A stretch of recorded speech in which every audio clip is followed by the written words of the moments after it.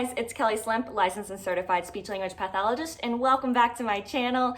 Make sure that you hit that subscribe button and put all of your comments and questions and whether or not this worked for you and your child below, and I'm really good about responding to y'all. So you let me know what my next video should be, and I hope that you continue watching these videos. These are just for parents and caregivers, free tips, tricks, strategies, and techniques, and I show y'all what I usually do during speech and language therapy to improve your little one's speech and language skills. So today I have a lot of parents asking me, my child has several words, how do I get them talking in phrases? So today I'm gonna let you know a couple of different ideas about how to get your little one talking in phrases. So number one, I want you to check your speech. And by that, I mean, what kind of language are you using with your little one? Are you using 2-word phrases, which is the goal of what you want your little one to say? Or are we using long sentences? Or are we using just single words like water, milk, and kind of just labeling things? So my first tip is for you guys to check your language first and see what you're actually modeling to your child, because a lot of times whenever I go into homes and work with families, the parents are actually either using those long sentences or just using one word to label objects. So then number 2, I want you to keep a word list about how many words your child says spontaneously. And the word spontaneously, if you're a clinician, you know that that means kind of like independently and without prompting. And if you're a parent, you're just gonna jot down, you know, if he walks over to the cat and says cat, then you would write cat down. Or if he walks over to the refrigerator and points to the juice and says juice, then you're gonna write down the word juice. You're just gonna write down, take a word list over 2 to 3 days about how many words, and just see what kind of grammar those words are. Are they all nouns, meaning that your child is just kind of labeling things like colors, shapes, dog, bone, eyes, nose, and all of those are great things, but what we want to do is add in some verbs. And so just for an example, I have some little Annie snacks here. So if your child says gummies, I want you to recognize what your child said as in, yes, gummies, and then maybe get one out. A lot of times whenever I do this, kids look at me like, are you crazy? And I say, oh, eat gummies or down gummies. And 9 out of 10 times the first time I do that, the kid says down, just to see what I'm gonna do. And guess what I do? Down gummies, and I just drop it or I throw it down. And then they're like, wait, what? She just threw the gummy on the ground. So it's kind of an attention grabber too. And then I ask again, you know, they're looking, and I'm like, oh, gummies? Oh, eat gummies or throw down gummies. And you can use 1 or 2 words there. And a lot of times they'll do it again and they'll just tell me down, and I'll be like, down, and I throw the gummy down. But then the third time, if you have brother or sister, you could even model for them and say, eat gummy, and they say, oh yes, eat gummy, and then you eat the gummy or you give it to brother or sister, whoever said the word eat. And again, you're really building in those verbs, which are really important. And so as another example, if your child doesn't like gummies, you're like, that's never gonna work for my little one. I have some cars here. And so a lot of times I'll just let the child, you can do this with blocks, with anything else that you have in your house that stacks up, books, whatever it is, because kids just like to make things fall down, right? So you can give the option of up, up, up, and then you can say knock down or cars down, whatever it is, and then you can help them use that verb, the word down. And then I like to say it like really fun, like, oh, should I do car up or cars down? And I'll model it, cars down. Oh no, the cars fell down, cars down. And I'm modeling it and they're like, wait a second, she said cars down and then all the cars fell down. That was super fun. Mom would never let me do that, right? And so we want to just make the activity as fun as possible and really encourage them to use those verbs as well and really improve their overall communication skills by using functional communication words, which a lot of times as parents, we push those colors and those letters and those shapes, but your child knows all of those words as in like knowing how to label everything, but then they don't know how to tell you whenever they're hungry or whenever they're thirsty or ask for juice.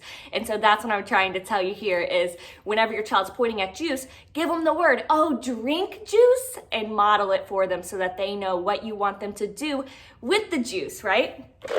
Okay, so there are a couple of other ways you can do it.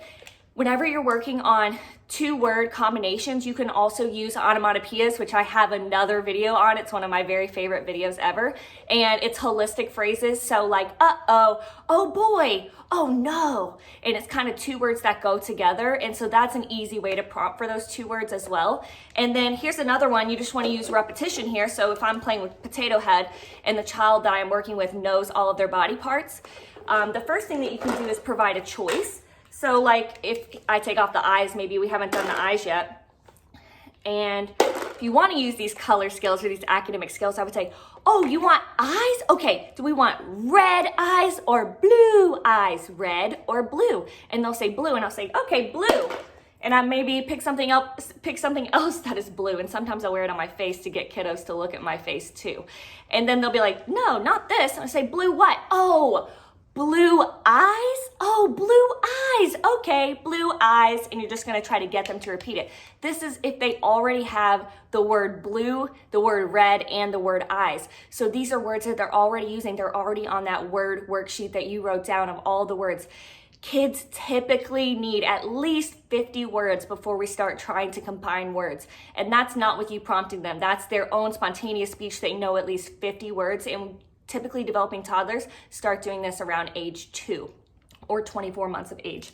Okay, and then the other thing we can do with the potato, let's say we did that, you have a red hat, a blue hat, whatever it is, and then I like to tell all of my things bye. So this is a great word whenever we're cleaning up. I do it with every activity, even if they don't have the word, like they're not gonna have the word mustache. So some of my kids try, or they attempt and they say ma, bye ma, and I love that. Okay, bye ma, and I say bye. And then if they don't say bye, I usually don't let them put it in. So I'll kind of block it and I'll say, oh, you didn't tell it bye.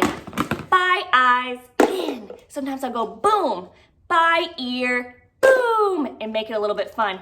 So then they said bye nose, but then they didn't say it the second time. So maybe I'm like, oh no, you didn't tell him bye. Tell him bye. Throw in that visual there. Bye nose, bye mouth, bye shoes, bye shoes, bye hat, bye hat. Achoo! Oh no, it didn't go in.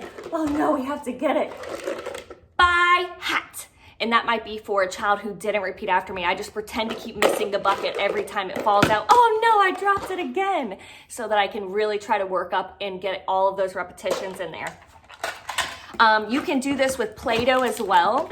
So anytime I'm cleaning up my Play-Doh, I'll just name the shapes or the colors and you're like, you already told me not to do that. But then you can also throw in there prepositions like in, heart, in, and it's repeating a prepositional word, which is great. And also it counts as an action word because you're doing an action with it. So that's a great way to build vocabulary.